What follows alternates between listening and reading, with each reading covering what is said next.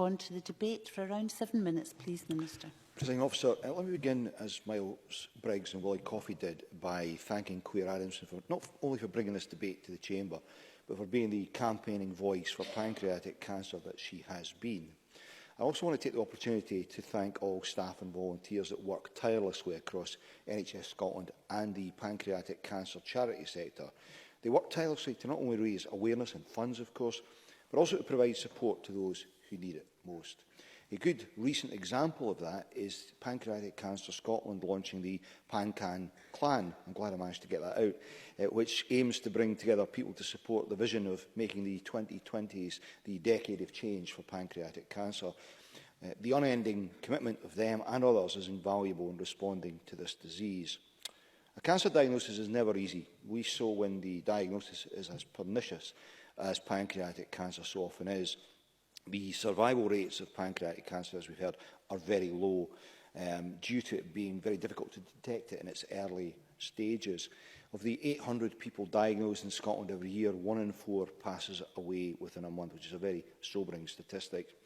It often has very few or indeed no detectable symptoms. That's why we must keep up all research to find ways to detect it far earlier and improve survival chances. As challenging as that is, the Scottish Government is not shying away from the challenge. Our £41 million Detect Cancer Early programme aims to increase the proportion of Scots diagnosed in the earliest stage by 25%.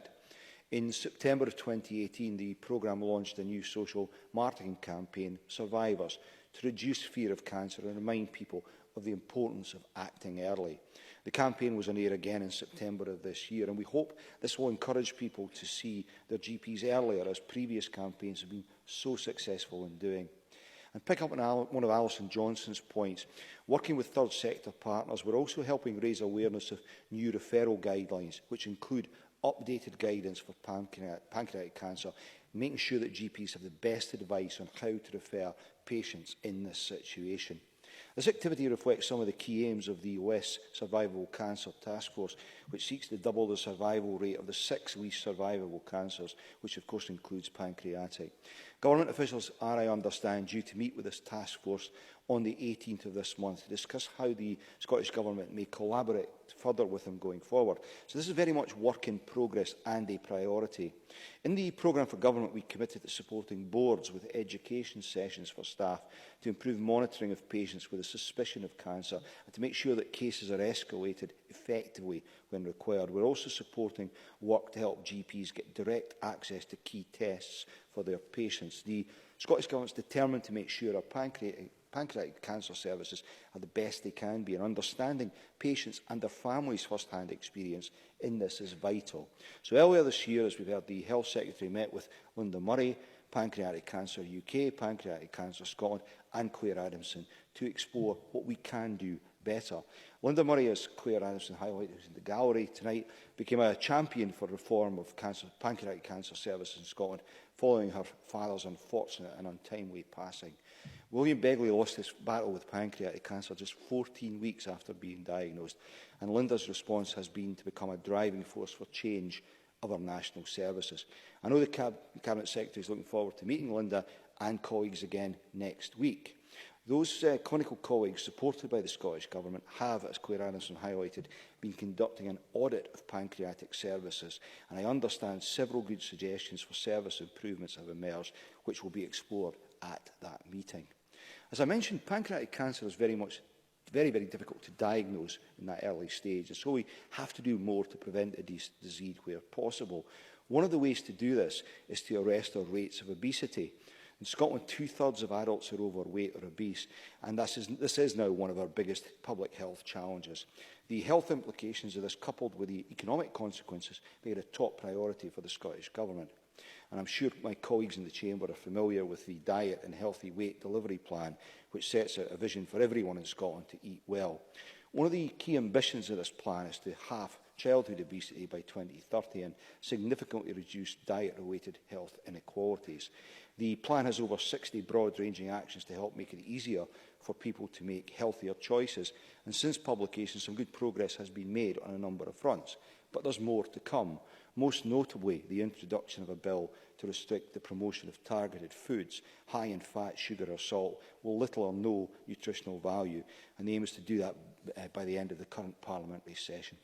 As I mentioned, research is a vital weapon in the fight against pancreatic cancer. One of the most exciting projects underway is Precision Panc.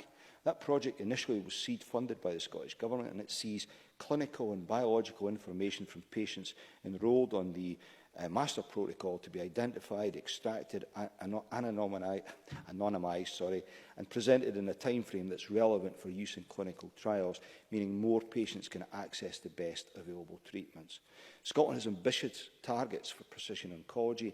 Thanks to Precision Panc, I'm pleased to say that Glasgow's Precision Oncology Laboratory is now recognised internationally as a centre of excellence in DNA sequences.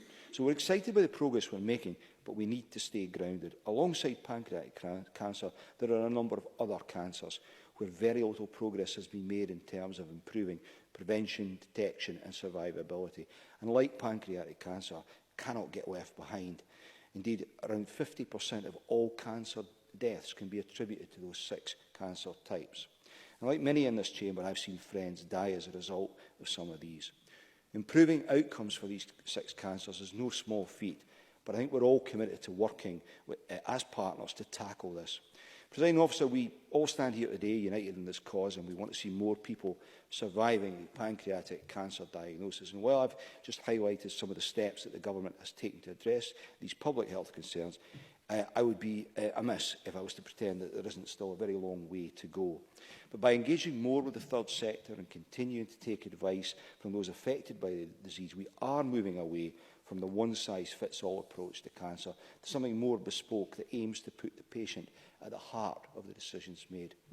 Presiding Officer, can I finish by echoing the good wishes of others to our friend and colleague John Scott.